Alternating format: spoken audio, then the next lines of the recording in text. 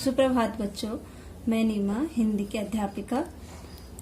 बच्चों, आज हम पढ़ेंगे पाठ 1 भाषा और व्याकरण। भाषा और व्याकरण किसे कहते हैं? पहले देखिए, भाषा है। भाषा किसे कहते हैं?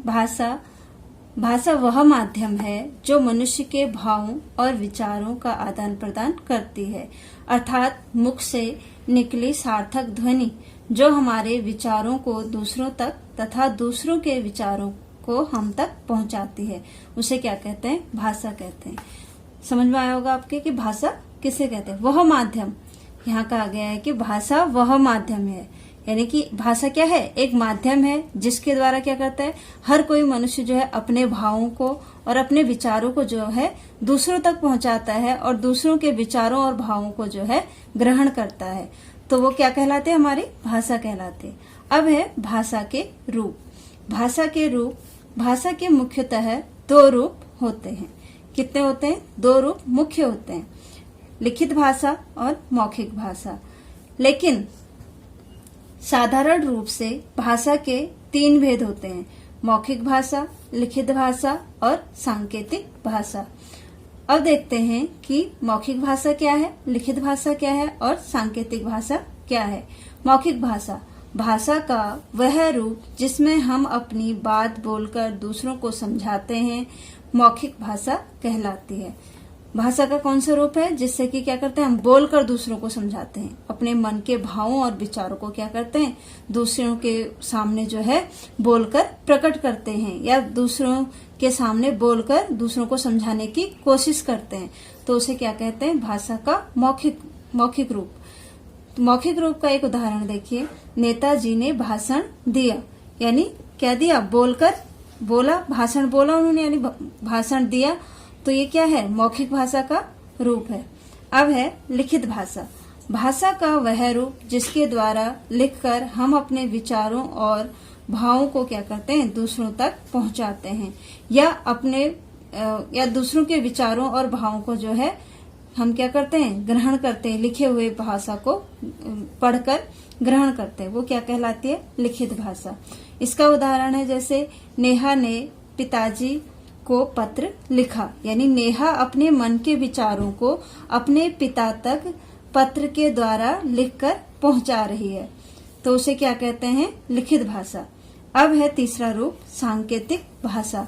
जब हम अपने विचारों को संकेतों के माध्यम से, यानी इशारों के माध्यम से दूसरों तक पहुंचाते हैं, तब वह क्या कहलाते हैं? हमारी सांकेतिक भाषा। सांकेतिक भाषा में क्या किया जाता है? इशारा किया जाता है, और इशारों के द्वारा ही जो है दूसरों को हम अपनी बातों को समझाने का प्रयास करते हैं।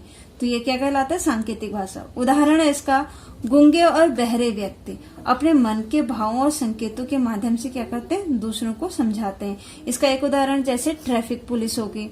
आपने देखा होगा कि ट्रैफिक पुलिस क्या करती है? अपने इशारों के माध्यम से जो है ट्रैफिक को जाम होने से रोकती है। इसके बाद देखिए मातृभाषा।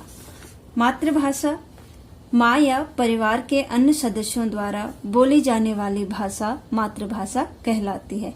यानी जब बच्चा सबसे पहले क्या करता है, अपनी माँ से जिस भाषा को सीखता है, अपने परिवार के सदस्यों के द्वारा जिस भाषा को सीखता है, वो क्या कहलाती है? उसकी मातृभाषा कहलाती है। जैसे है गुरप्रीत की माँ पंजाबी बोलती है, जिसके कारण वह भी क्या बोलता है? पंजाबी बोलता है। अतः गुरप्रीत की मातृभाषा क्या होगी? पंजाबी।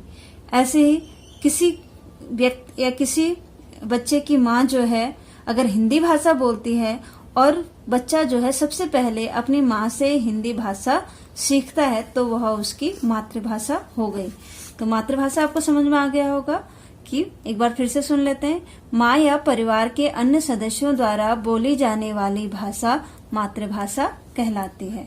राष्ट्रभाषा, तीसरा यहाँ टॉपिक है हमारा राष्ट्रभाषा, यानी किसी देश की सर्वाधिक जनसंख्या द्वारा बोली जाने वाली भाषा उस देश की राष्ट्रभाषा कहलाती है।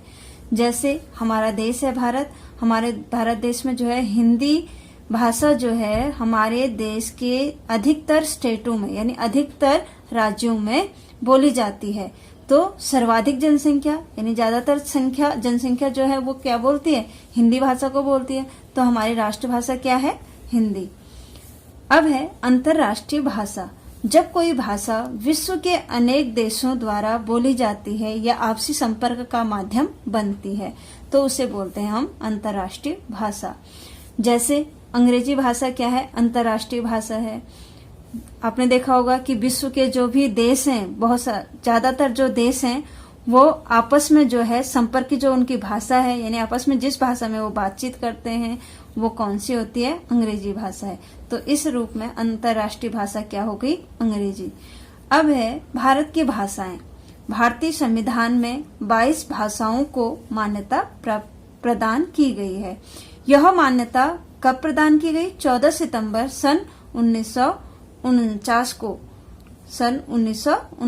को दी गई थी।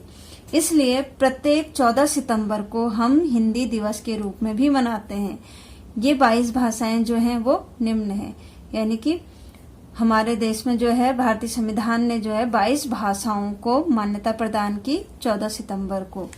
तो वो 22 भाषाएं हिंदी, पंजाबी, बांग्ला, गुजराती, मलयालम, संस्कृत, डोंगरी, कश्मीरी, उड़िया, असमिया, तेलुगु, तमिल, कन्नड़, नेपाली, सिंधी, कोंकणी, बोडो, उर्दू, मैथिली, मणिपुरी, संथाली एवं मराठी।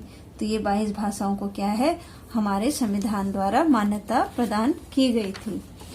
अब देखिए लिपि। लिपि किसे कहते हैं, लिखने के लिए जिन चिन्हों का प्रयोग किया जाता है।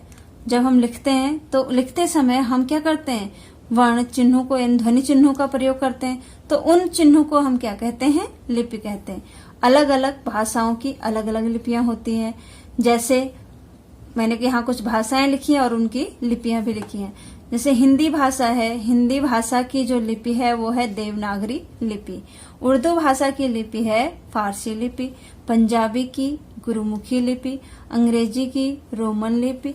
इसी तरह संस्कृत की भी क्या होती है, देवनागरी लिपि होती है। इसके बाद देखिए बोली।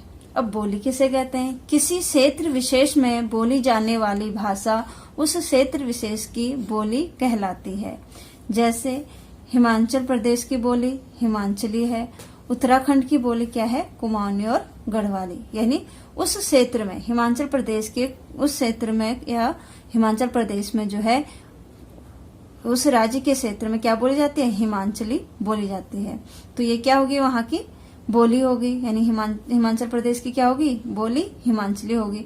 उत्तराखंड में कौन सी बोली बोली जाती है, 2, जैसे कुमाऊनी और गढ़वाली हो गई। ऐसे व्याकरण देखिए, व्याकरण किसे कहते हैं, भाषा को शुद्ध लिखना, बोलना और प्रयोग करना हमें क्या क्या कहलाता है, वह व्याकरण कहलाता है। यानी भाषा को शुद्ध लिखना, बोलना कौन सिखाता है, व्याकरण सिखाता है। अर्थात व्याकरण वह शास्त्र है जो भाषा को शुद्ध लिखना सिखाता है, शुद्ध पढ़ना सिखाता है।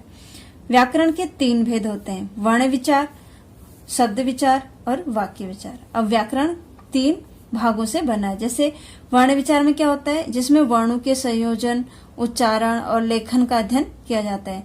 वर्ण का संयोजन कैसे होता है, उनका वर्ण विच्छेद कैसे होता है, उनका उच्चारण कैसे किया जाता है, ये सब इसमें बताया जाता है वर्ण विचार में।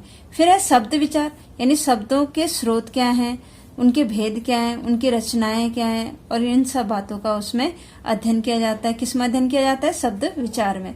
वाक्य विचार में क्या होता है, इसमें वाक्य संरचना, कि वाक्य की संरचना कैसे की जाती है, वाक्य के भेद कितने होते हैं, इन सब बातों का अध्ययन किया जाता है।